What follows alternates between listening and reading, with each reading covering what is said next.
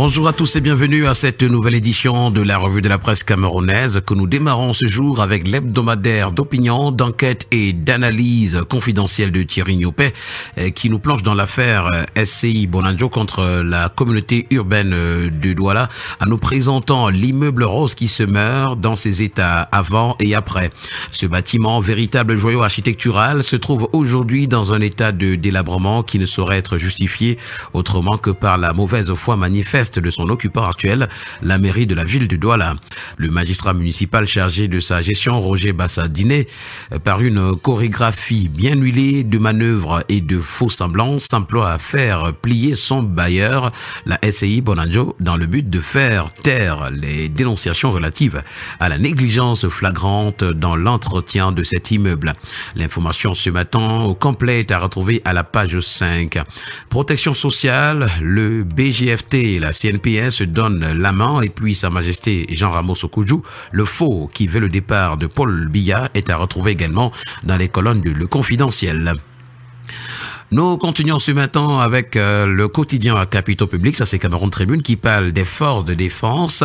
Les généraux sont paris, promus par des décrets du président de la République le 15 juillet dernier.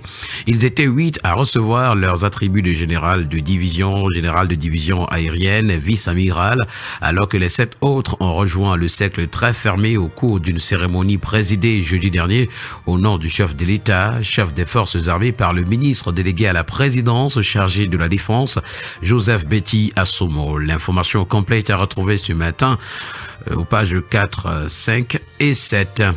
Nous continuons avec l'insécurité ce matin. C'est sur la route Moura-Kousseri, tel que nous le renseigne le quotidien L'Œil du Sahel. 16 personnes ont été enlevées à Zigagé. Pour le quotidien Mutation, c'est l'industrie pharmaceutique qui est à la une. Le Cameroun se comprime d'après le journal. Et selon l'Ordre national des pharmaciens, la production locale de médicaments connaît une baisse drastique, fragilisant la capacité de riposte du pays en cas d'épidémie ou pandémie éventuelle. C'est à retrouver ce matin. Le bilan de Paul Biya est dressé ce matin à la grande une du quotidien bleu d'Aman Mana Le Jour. Et d'après le docteur Christopher Fomounian, le bilan du président Paul Biya est catastrophique. C'est l'information à retrouver des pages 4 à 5. Pour le quotidien Vert Émergence, on parle de la démonstration de force d'Issa Tiroma à Garoua. Le journal fait pour nous ce matin un retour sur une mobilisation populaire inédite dans la capitale régionale du Nord en faveur du candidat du FSNC.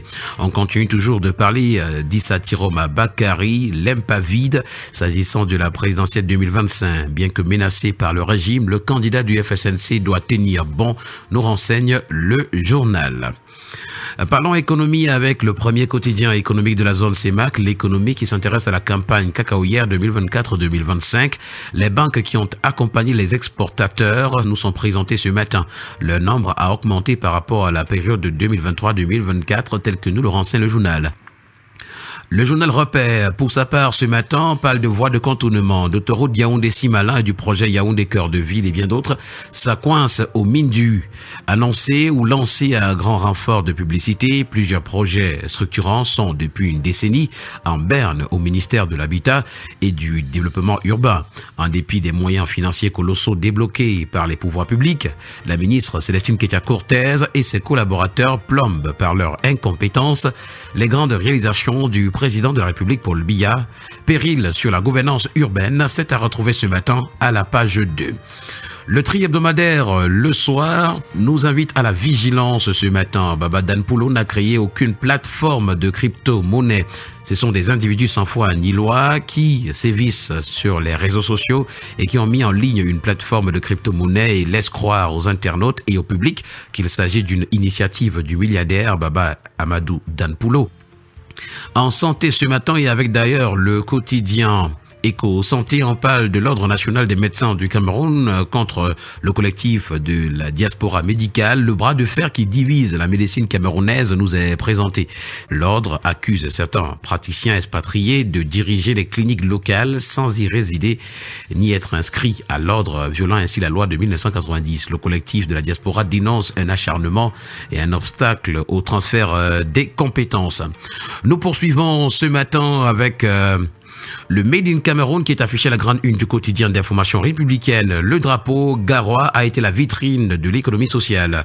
Ce 11 août 2025, Garoua a accueilli dans le tout premier marché coopératif de la région du Nord, inauguré par le ministre des Petites et Moyennes Entreprises, de l'économie sociale et de l'artisanat.